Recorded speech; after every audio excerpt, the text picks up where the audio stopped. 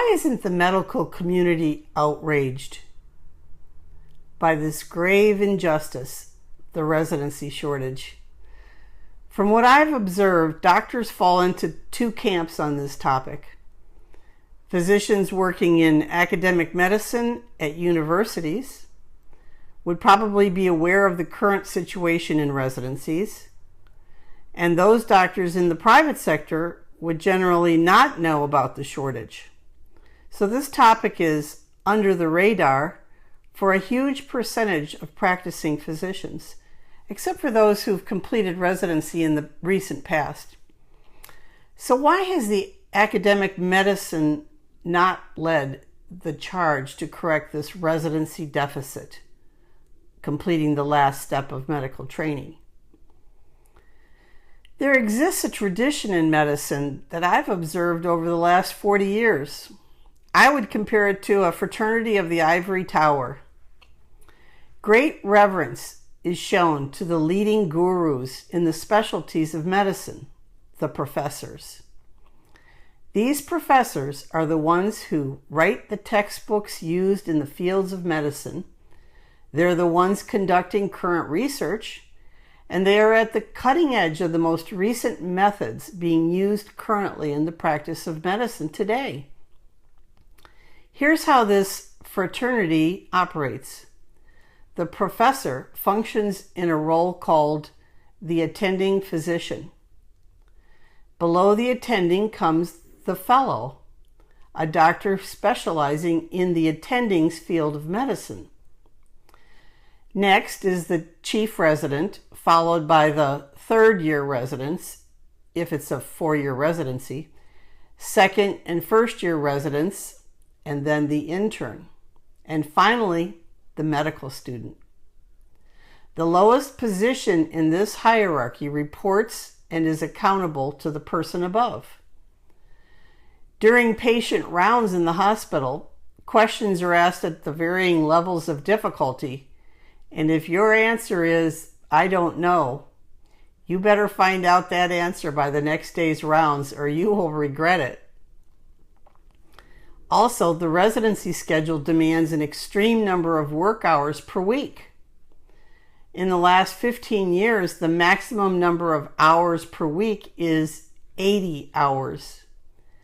These hours are strictly regulated and are kept in detailed logs to prevent loss of accreditation to a residency.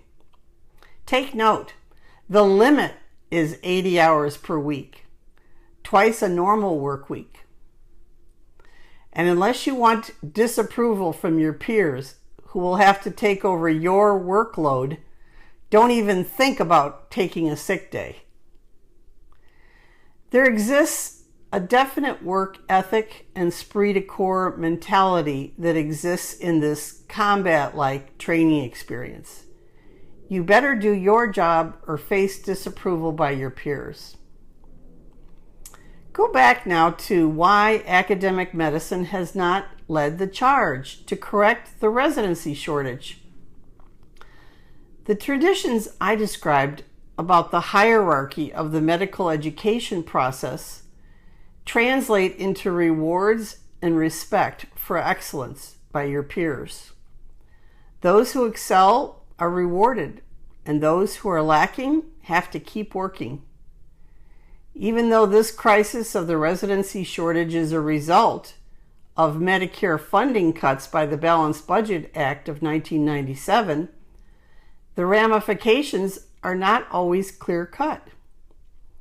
The first instinct when a doctor does not match into a residency is for those in medicine to assume the doctor did not receive high scores in medical school, did not get good recommendations, or was a poor worker. In essence, they got what they deserved. They just have to reapply next year, or have to go do some research, or work for free in an indigent care clinic to obtain some new recommendations. This is how the thinking goes. So no wonder American academic medicine, is not in an uproar. Yet even when they know it is a numbers problem, the lingering belief is that if an unmatched doctor had only been a little bit better, they would have matched. It seems kind of crazy when we know there actually is a shortage. But I think the traditions of medicine's hierarchy of learning come into play, even if only subconsciously. So I have not observed a call to action for the residency shortage by the academic medicine community. As CEO of the Accreditation Council for Graduate Medical Education, the ACGME, Thomas Naska, MD, inferred that international medical graduates, IMGs, were lesser doctor applicants. If they were better students, they would have gotten into a U.S. medical school. So he does not appear to be worried about unmatched international medical graduates. This feeling has influenced the stance of the AMA. While the AMA has called for an increase in residency slots, their position talks mainly about U.S. medical graduates who are less impacted by the residency shortage than IMGs. In the 2017 match, 69% of unmatched doctors were IMGs and 27.6% were U.S. citizens. The AMA still questions the residency shortage since most U.S. grads have matched.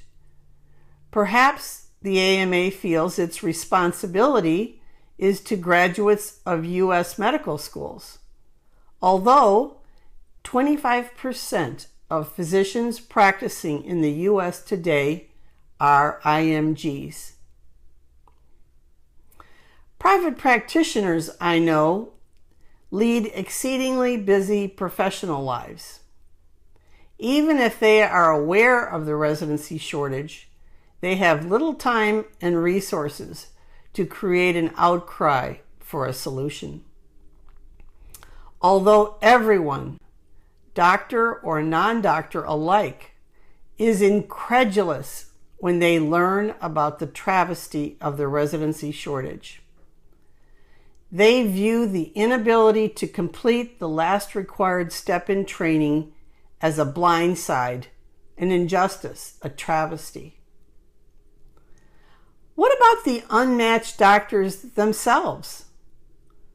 Why aren't they creating an outcry? They are scattered throughout the U.S. There is no published list of unmatched applicants to my knowledge.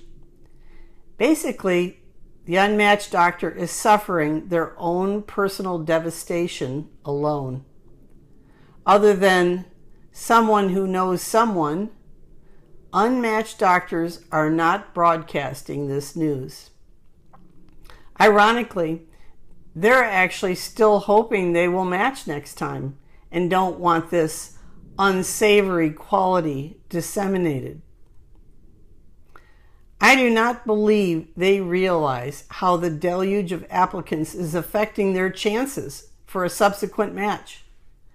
Not until they have reapplied 3 to 4 times will they start to connect the dots. They are being selectively ignored by a system which cannot comfortably process the deluge of applicants, and one that does not want to select perceived lesser candidates. These are the reasons I believe that have prevented the residency shortage from becoming a national uproar. By the time the public discovers this problem and the ensuing doctor shortage, it will already be too late for a timely solution. In order to get a timely solution, please contact your colleagues and legislators and let them know about this blog and this cause.